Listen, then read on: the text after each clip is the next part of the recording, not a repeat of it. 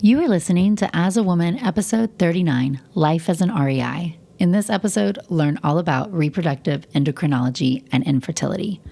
Hear about the path I took to get to this job and what I do on a day-to-day basis. Welcome to As a Woman, the podcast hosted by fertility physician Dr. Natalie Crawford to educate and empower women. Each week, learn about your health, your fertility, and how they relate to your true self. Become a part of the community fostering collaboration over competition while learning how to authentically find your voice and amplify others as a woman. Hi, friends. Welcome back to As a Woman. I'm so excited to be talking about this episode, Life as an REI. This is my job, and I totally love it.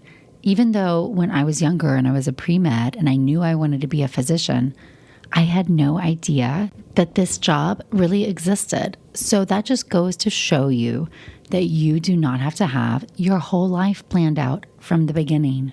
Do you hear me? Because I thought that I had to have my whole life planned out. I am a type A planner and I love it. Nothing wrong with planning. However, you have to understand that life changes. You are going to change. You have to evolve, and that's all good stuff. It's funny how our job is a central portion of who we are. When most people introduce me, they say, "Oh, this is Natalie Crawford. She's a fertility physician."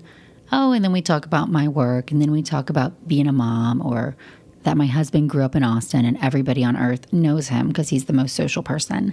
But your job is usually one of the key pieces of your identity. So I'm an REI, reproductive endocrinologist and infertility physician.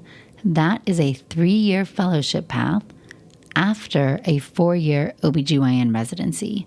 Those of you who've been around for a while know that I made the path even longer by doing a year of emergency medicine first. So what does this mean? I went to 4 years of undergrad. I went to Auburn University, War Eagle, and I majored in nutrition science. So I've had a high interest in nutrition from the very beginning. I've always found it hard to study, but very fascinating that the food we put in our body has to make a difference to how our organs function. That's always fascinated me. I always wanted to be a doctor. That was a no question game. I loved science. I loved the human body. I wanted to help people. My parents are not physicians, but my grandfather was. He was a psychiatrist and he loved his job. And I always wanted to be able to have a job that I loved that much and where I could make such an impact on someone's life like he was doing. So I went to college knowing med school was my next step. And I was one of those people that had no plan B. Not because plan Bs are bad, but I wanted plan A. And I kind of was under the assumption if I can't get plan A, I'll figure it out then. But I'm going to go all in on plan A. Everything's going to go to plan A. And I'll look at plan B later if I have to. So I was pre-med from the beginning. I chose to major in nutrition because I liked it. And I went along the pathway. I went to Auburn largely because, one, they gave me a scholarship, so that was good. And two, my very best friend on earth, Chrisley, who exists nowhere on social media and thinks that my whole Instagram success is just a big lie. But she was always going to go to Auburn. She lived across the street from me, 32 steps from my house, and she ended up marrying one of Jason's best friends too. So anyways, we've been connected from the beginning. Best friends since about 7th grade and on. But she was always going to go to there. Everybody in her family went there. There was no question. It was a state school in Alabama. I didn't really think it was that great academically. I just went to check it out because I got that scholarship and I loved it. I say all of this because college is what you make of it. So if you happen to be at the younger stage listening to this, I don't care where you go to college. You go to college in the place that's going to be the best for you, where you can get good grades, where you can study, where you can be involved, where you will be inspired. That's the place that's right for you. Maybe it's in your hometown. Maybe it's really far away. Maybe you have a free ride. Maybe you're taking out the biggest loans on earth. What is the place that is going to set the foundation for you to be able to accomplish the things you want to? Okay, so I went to Auburn and I got into medical school and I went to UTMB, which is the University of Texas Medical Branch, It was the original medical school in the state of Texas, down in Galveston on the island. And I applied mostly to Texas schools. They had a match system. It was kind of crazy. It probably still is. I'm so removed. But anyways, my parents were living in Texas at that time. They were both from Texas. That's in-state tuition for med school. And I wanted to come back and be closer to home. I also happened to be dating a boy who was in pharmacy school in Austin, Texas, named Jason. And I thought it'd be a good idea to not be long distance anymore. So Texas was high on my list. I loved UTMB. They had a progressive curriculum for the time, did a lot of problem-based learning, so things were more combined together with organ system-based learning instead of your traditional medical curriculum, and that really intrigued me and inspired me. I would have gone anywhere. I wanted to go to medical school. That's the end of the story. And when I got in, I was just floored and super happy. So 4 years of medical school. They were not the best years of my life. I mean, some of them were really great, but my first year of medical school, my cousin was in a house fire. He was my age. We were 1 month apart, and he lived in Houston, and he actually got flown down to Galveston January of my first year because there was a really great burn center in Galveston. So his name was Lee, and he came down there, and that moment really changed medicine for me dramatically. He had third-degree burns on about 80% of his body. He was in the burn ICU, underwent over teens of surgeries, I can't even count. And my aunt and uncle came down and lived with me for a little while in my apartment before they got their own. And I would go up to the burn unit every day after class and study in the burn ICU waiting room. And then I'd go see him and talk to him. And I didn't really know human suffering before that. I really didn't. I knew it existed. I knew death existed, but I had not intimately been involved in watching somebody fight for their life and cry in pain through so many painkillers and really, really fight. And it was eye-opening to see how the whole medical team interacted with him. And I remember getting the call after one of my neuro exams that he went into heart failure while on the table and we needed to come. Of course, that's actually not what we were told. We were told, you need to come right now. So I get a distraught call from my cousin, his older sister, Lauren, saying, come now to the hospital. No idea what's going on. So I go and I find my aunt and uncle and they don't know what's going on. Lee was in a surgery, a minor surgery for hand contractions. So when your skin is healing from being burned, the skin loses its elasticity and you lose mobility. So they went in to go fix this so he could have some function from his hands.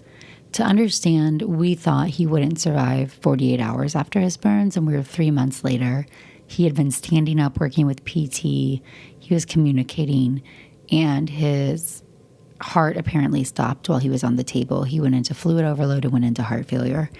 And we didn't know what was going on. I remember sitting in the lobby with my aunt and watching as they were rolling him. They resuscitated him. They got his heart back, but he'd been without oxygen for a substantial period of time to his brain. And I remember seeing him wheeled by and standing next to my aunt. We'd just gone to get coffee while we were waiting. And you could tell. I mean, he was great. You could tell he was not there anymore. And I remember the moment where she dropped her coffee and fell into my arms.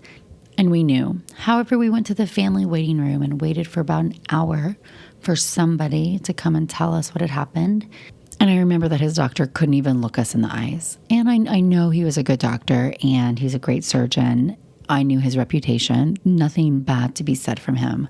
But I still remember wanting to hear the words that he was dead or that he wasn't going to make it. Instead, he just skirted around the issue because it was tough to talk about. And I knew from that moment forward, being on that side, when I had to give the bad news, I was going to give bad news. And I was going to look somebody in the eye and tell them something they did not want to hear without any hesitation. That is what I wanted as a patient's family member. And I felt like that was what I was going to be if I was going to be a physician. I watched my aunt and uncle make the decision to take him off life support. I watched Lee take his last breaths. And I then spent the next 6+ months doubting if I wanted to be in medicine. It just felt like it was too unpredictable. You could have somebody recover from a life-threatening injury, be walking, and die the next day. And I understand that that is life, but it hit me real hard as a first-year med student. So I spent some time not knowing really what was the right thing for me, if I should stay in medicine or do something else. And remember, I had no plan B. But I had a couple good friends who were super supportive, and I just kept going. I did not get the best grades on earth. I did not do that great my second year. I did very average on step 1, which is a huge exam we take. And I was kind of in survival mode. It's not at all how you want to be in med school, this culmination of everything you've worked for. I got the opportunity to go to Austin for my 3rd and 4th year. It was a new program UTMB had where you could go up there for your clinical months. This was before a med school existed in Austin. And so 20 of us went up there for the whole year and stayed for our 4th year. And it was where I fell in love with medicine again, stepping onto the clinical wards, seeing patients, taking care of them. I fell back in love with the field overall. And as you know, I liked everything. I had a very hard time deciding what to go into. I really loved everything. I liked being involved with people. I knew I wanted to take care of people. And I really liked the diagnostic challenge and the brain work that came with some of medicine. So I matched into emergency medicine largely because of fear of not being able to have a family. I wanted to have a family. I didn't want to pick a field that would be too demanding, like OBGYN or surgery. And isn't that funny now? But I also didn't have any mentors. I had nobody really saying, hey, Nat, pick what you love and you'll make it work. I heard the opposite over and over again. Pick something lifestyle friendly, pick a lifestyle field, pick something where you can do shift work or have a family. If you want kids, you can't be the one working all the time. I heard the negative message all the time. But I matched into ER, went into emergency medicine, started it at a great program at Parkland. It was not for me. So very quickly, I knew that I was not being satisfied with this career choice. And if you've heard the Girl Quit Your Job episode, you know the backstory of this.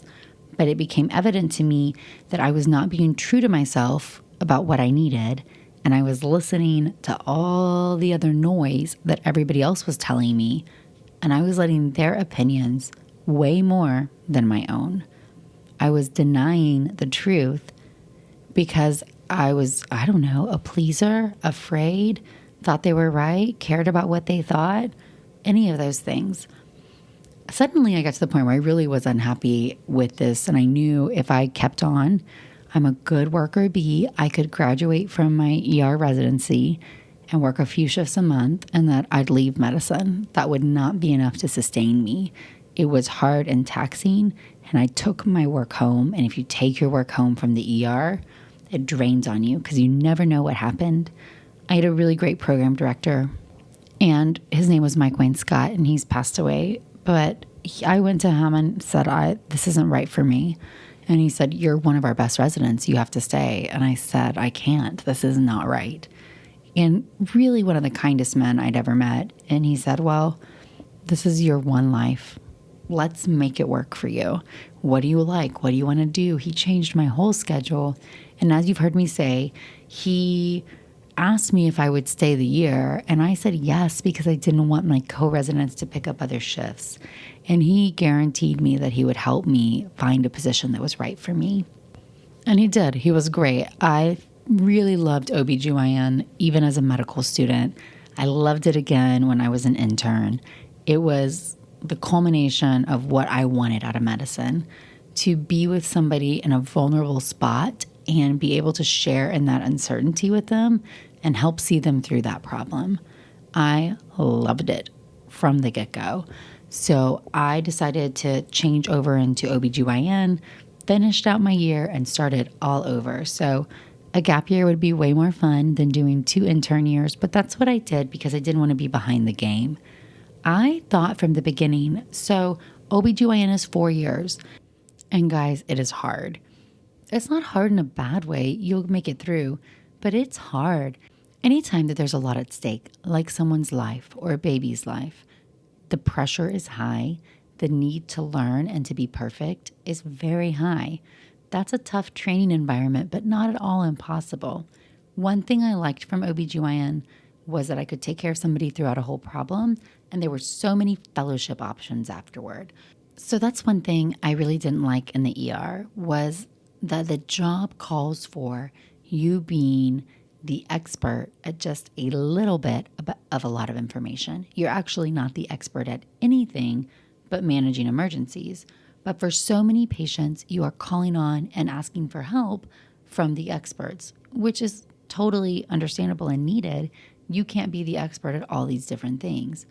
But I found myself wanting to be the expert, wanting to not have to ask for that help, if that makes sense. I wanted to be the person that you went to who knew everything there was to know about a small and narrow topic. So identifying that in myself, once I was really honest that ER was wrong, and I did a lot of investigation into, well, what's really right, led me down the path of thinking, hey, a fellowship may be very attractive for me because there's generalists, which generalists are regular OBGYNs who you go see. They do so much stuff. They do annual visits, pap smears. They talk about contraception. They manage pregnancy, deliver babies, do surgery. But they also refer out to us, like me, subspecialists, for certain needs that they have. But you complete your 4 years of OBGYN. I did mine at Parkland, loved it. It was super tough. And then I went on and matched to REI at University of North Carolina, UNC, which is a fabulous, fabulous program. Now, the specialties that exist, so the fellowship options after OBGYN, there's a lot to choose from. There's MFM or maternal fetal medicine, that's high risk OB. There's genetics combined with MFM. There is REI, like I do. There's GYN oncology, so cancers of the reproductive tract, like the cervix, uterus, vagina, ovaries, fallopian tubes. There is urogynecology, so problems that include the urinary system and the pelvic organs, such as prolapse or their structure. There's also minimally invasive surgery. There's family planning. There's global health. There's probably way more that I'm not even covering. That being said, there's a lot of options for what you can go and find your special interest in. And I was really drawn to REI from the beginning, but I didn't know if I could match into it. I was really afraid. I was super nervous to go and say, I want to match into this really competitive fellowship with my really average step 1 score and all these random things. But I decided to seek out mentors because I knew that's where I went wrong in med school. And I had a lovely, lovely mentor. Her name was Lisa Halverson, and she's like a pituitary expert. She had a basic science lab. She now works at the NIH. Freaking fabulous woman. And I went to her and she said, come be in my lab. Guys, I'm not a lab person. I have no idea. I was so uninterested in the lab side of science, pipetting, dilutions. No. But I looked at her and said, yes, of course I'll do that. So I was in her lab for over 2 years in residency. I did not have research time. That's not how we rolled at Parkland. So I would go before or after shifts, spend time pipetting, cry when my cells died, and I put in the hours. And it was the single thing that probably made the biggest difference on my application for fellowship, because that length of time in the lab showed how committed I was to the field. And a letter from somebody as respected as Lisa, it carried a lot of weight. So I was really fortunate, and I had a lot of fellowship interviews, really got to evaluate programs for what I thought would be the best fit for me. And UNC was a very autonomous program, and I really liked their faculty, and it felt like a good fit for us. So that's where I went. And those of you not in medicine probably don't know that everything's a match. So it's all crazy. You match into residency, you have to match into fellowship. This means you have to go on a bajillion interviews, put your best face forward, tell everybody the same spiel, your real story. You want to fit in, but it's exhausting and so expensive. Then you rank programs, put them into a computer list, wait until one day where you find out your fate. It's insanity, to be honest. But so I think I went on 18 fellowship interviews, which is a ton. There's only about 40 programs in the country. So I went to a large number of them, which let me meet a lot of great people in the field. And that was a huge blessing because it has changed my career to have some of these big name people remember me from an interview. I'll just leave it there. Every impression you make is an impression. So I tell people that all the time. Go on all the interviews. Go meet all the people that you can. See what is out there and what fits you the best. Because otherwise, how do you know that that program is not, in fact, right for you? And what if that person remembers you 3 or 4 years and gives you a job or introduces you to somebody? The field is small the more specialized you get. REI Fellowship is super fascinating. So it's 3 years long. Half of it has to be research. So you have to have a substantial research project called a thesis that is written and defended when you sit for your boards. You also do half the time clinical. So the clinical stuff is a combination of infertility, the I, and reproductive endocrinology, the RE. And that can vary based on where you train. Is there a private practice? How high is their volume? How do you see endocrine patients? How do you see the PD endocrine stuff? How much surgery do you do? Do you do a lot of surgery, or does the minimally invasive program do surgery? Every fellowship is so super different. It is fascinating that we are all getting trained differently all over the country. But then we become board certified. So I'm board certified in both OBGYN and REI. And what that means is that you have to take a written exam at the end of your training. So I took one written exam in general OBGYN at the end of my residency and a written exam at the end of my fellowship in REI. And it also means you take an oral exam after you submit cases that you've collected for a year. So I sat for my general OBGYN oral boards in December of my second year. So I had a baby. She was like 6 months old. I was still breastfeeding and pumping.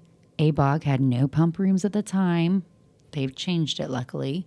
But I remember contacting them, being like, what do I do about pumping? And their answer was, let's wait till after the test is over because we can't accommodate you. Blows my mind, guys, right? ABOG, the American Board of OBGYN, who promotes breastfeeding as the best nutrition for your baby, can't accommodate their own. I'm not going to harp on it more because it outraged me at the time. But in fact, when I went and sat for my REI oral boards, there were pumping rooms and they did accommodate people who needed it. So at least they got their act together.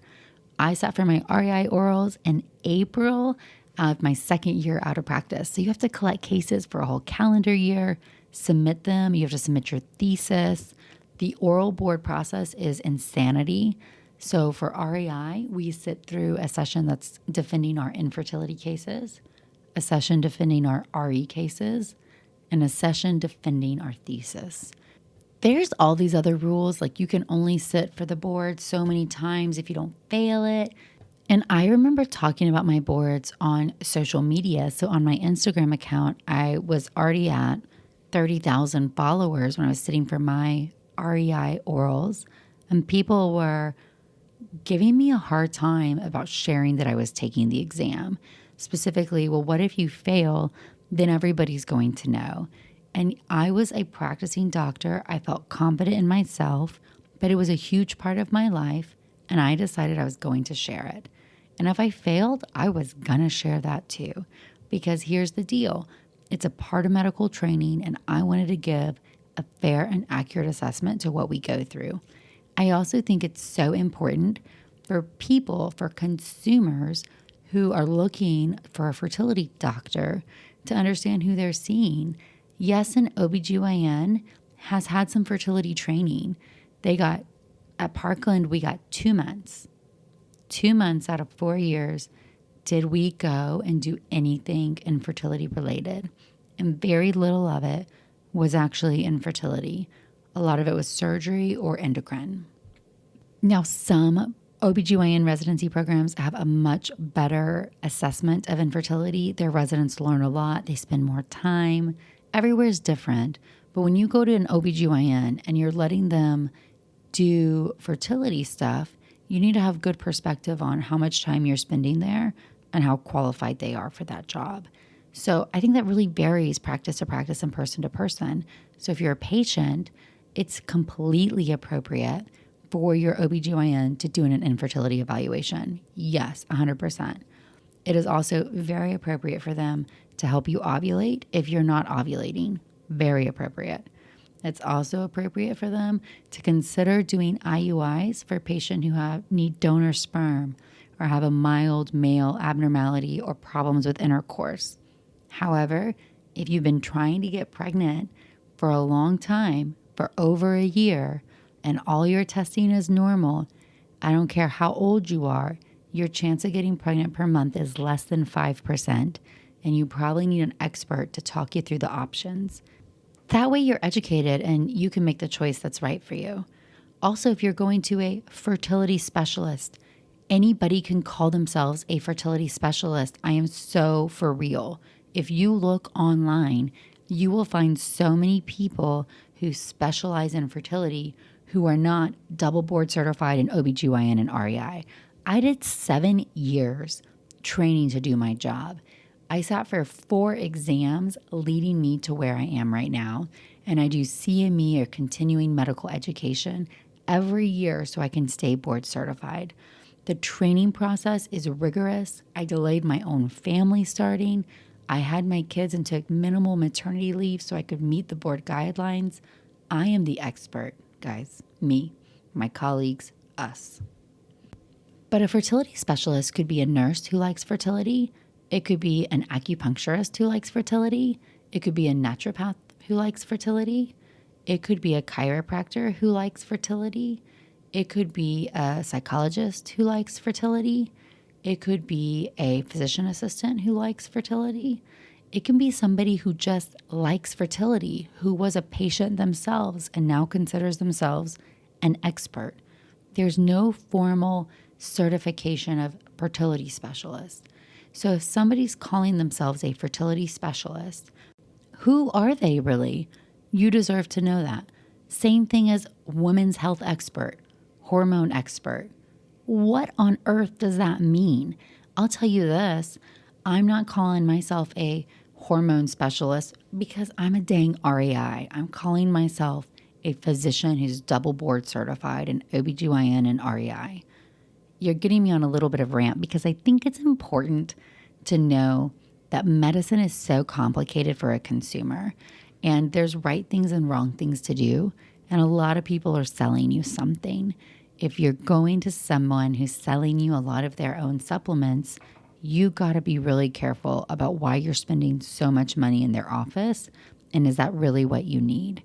I know that sometimes you don't want to hear the bad news. And I know that sometimes there are providers who don't want to tell you the bad news.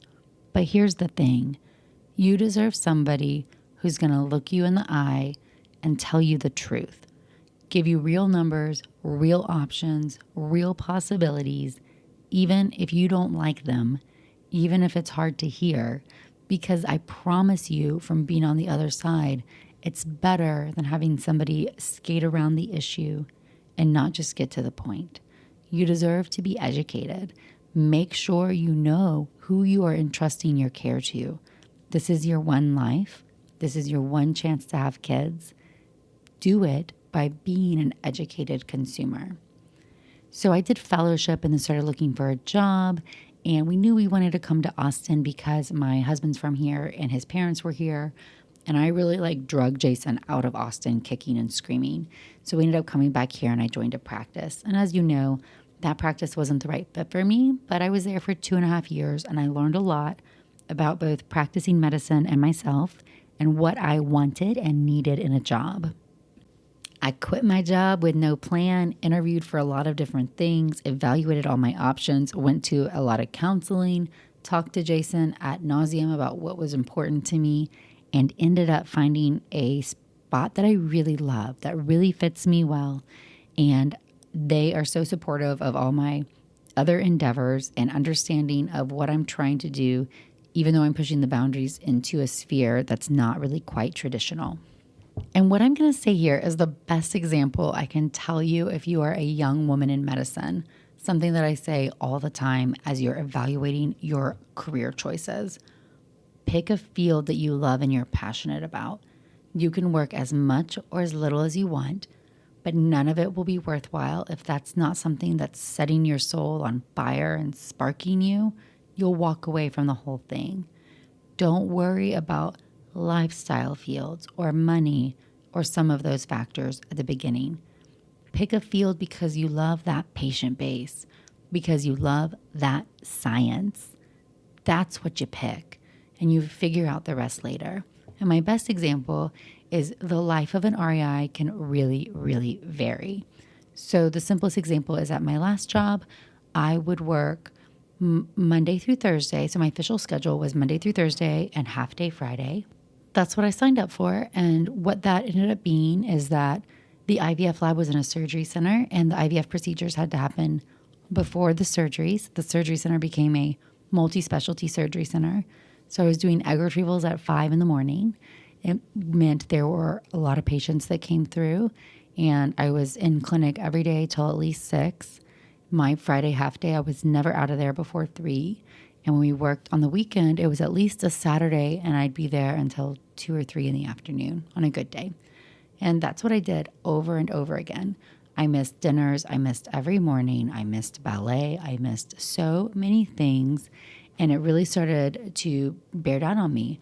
I also was always running late and felt like I was constantly apologizing or, not saying I'm sorry, but saying, thanks so much for your patience. But who wants to wait that long in the doctor's office, especially when it's something that you're coming so frequently for? The truth is that model wasn't working for me. It wasn't working to be a mom of young children. It wasn't working to be somebody who had other interests that I wanted to give time to. I had no time to work out, let alone do a podcast. I was just spent. And I kept trying to figure out how to make it work for me. And maybe I'll change this or try to negotiate this. And at the end of the day, it just wasn't the right place for me. And you can't make the wrong thing right, no matter how hard you try for it. Sometimes you just have to leave and figure out what it is that you really need and how do you go get it. So when I negotiated my new job, I was so clear, very transparent. These are the 3 things I need. I need this schedule, this money, this much freedom with my intellectual property. And I was clear about it from the beginning, and they were really receptive to it. I got an answer that said, okay, let's make that work. And that was very, very empowering. So my job now is I see patients Tuesday through Friday, and I start at 7, which is a good time for me. I'm a morning person, and I still see Campbell before she goes off to kindergarten and help her do her hair or pick out her outfit. And I have my last patient at 3, and then I usually chart for about an hour and clean everything up. And then I'm home to help with, or more likely play with the kids while Jason cooks dinner. And I don't work any Mondays. And my weekends, I'm on call 1 out of 3, and we go in for procedures, ultrasounds only as needed. So there's no scheduled clinic. We're not there till 2 or 3 in the afternoon. When I go in, it's just because I have a patient who's doing an IUI or IVF and they need to be seen. There was no other choice, which happens in our field. That's very normal. My point is there's one job called REI, and there's 2 very different work schedules I just gave you. You can make your job whatever it is, no matter the field that it is. You have to give up things. I don't operate very much now. That's one of the things that transitioned from my old job to this one. And at the end of the day, that's okay with me, because the most valuable time I have with patients are those one-on-one patient interactions in the room where I'm getting to know them and counseling them and helping them get to that next stage. So your desires change as you evolve, and sometimes you have to figure out what's the right compromise of everything that you need. Some REIs operate a 10. So the surgical component of what an REI can do, hysteroscopic surgery, I still do that. So that's surgery inside the uterus with a camera. So you can take care of adhesions, septums, polyps, fibroids. I do all those things. You can also do laparoscopic surgery like endometriosis, taking out tubes. You can do open surgeries, taking out fibroids. I used to do a lot of those, and now I do none, and that's okay. The truth is, every REI's day is a little bit different. My current schedule is of those 4 days I work, 2 of them, so Tuesday and Friday, I am the IVF doctor of the morning. And I love this schedule. And I really think that our patients do too once they get in the groove of things. So, what does this mean is that Tuesday and Friday, I don't see any set patient appointments in the morning. I see monitoring patients for IVF between 7 to 8:30. I do embryo transfers between 8:30 and 9:15. I do egg retrievals between 9:30 and 11. I'll do an in-office surgery case around 11 if I have one. I'll sign off all the labs over lunch, and then I have an afternoon clinic starting at 1. It is awesome. Kind of breaks up the days. It gives nice little procedure breaks. I like procedures. They're fun. It's a nice way to meet other patients who are in cycle and meet your partner's patients and know the people who are going through the practice. And I love the team-based approach. So 3 brains are better than 1. So I love the idea that we're coming together to look at these cycles together for patients who are in IVF. That makes it really collaborative and fun. So even though my patient may not see me on Wednesday, because that's not my day, she's going to see one of my partners, and then we're going to be able to talk about our case. So it's really nice to get other people's insights and perspectives into your patients as well. So I love this approach, and I think patients really resonate with it as well. Now, most of my patient visits, new patients, clinic, so there's hour-long new patient visits, there are 30-minute follow-up visits, and then there's little 15-minute procedures. So procedures include IUIs, intrauterine insemination, SIS, so saline infused sonograms, HSG, hysterosalpingograms, and then there's your new patient visits and your follow-up consults. On Wednesday and Thursday, I see patients all morning. My typical schedule is 7, 8, 9, 10, 4 new patients in a row. And then I have some other anythings and then some patients in the afternoon. That's my basic schedule, and I adore it. So it's really great. I think it gives me a good blend of clinic time and procedure time. I like the team-based approach. And I still get a little taste of my favorite type of surgery, which is hysteroscopy. Now, there's a lot of other things that I do as well. So marketing is huge. If you're a subspecialist, you need to be accessible to the generalists in your community. So I'm a big believer that nobody's going to send to you if they don't know your face and they don't know if you're normal and smart. So that means you have to go meet them. That means we often will take lunch to different practices, be able to have face-to-face time with OBGYNs, answer any questions they have, help them counsel how they're taking care of infertility patients at those beginning stages, make sure that they're feeling comfortable in their zone. They also always are teaching me things, and they're fun.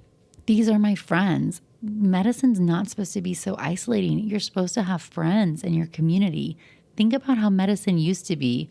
You would know everybody, and now we all do our own little things, and you don't even have other people. So I love that idea. I love going and marketing and being able to talk to my friends who are OBs in town and be able to provide good care for their patients.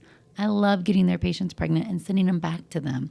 It is so rewarding to kind of follow that through and get so excited when one of our mutual patients is able to have a successful outcome. And then I also do lots of other things. So I have this podcast, I have an Instagram, I have a blog, I'm planning women's conferences because those things matter to me. Certainly that's not what every REI does, but every person who's in medicine probably should, if they don't, have other outside interests and hobbies. And I am hopeful that they're able to find a career that supports all of those things as well. Here's the thing, no matter what you do with your life, I think it's really important to know that this is your chance. It's never too late to switch gears. It's never too late to start being honest to you. It's never too late to walk away from something that's not right for you. It's never too late to find something that makes you passionate and go all in on that. It is not too late. I hate that answer. I hate it's too late. I'm too old. I don't have time. I can't do it. Yes, you can. So the point of this episode was just to give you an idea of what it took to become an REI and what life is like in this world. I hope you enjoyed it. And as always, I want to thank you so much for your support of the As a Woman podcast. I appreciate every rating, review, and share. I know I don't always reshare them all on Instagram, but they mean the world to me. I just want to say thank you so much. And you can follow me along on Instagram at nataliecrawfordmd or check out the blog nataliecrawfordmd.com.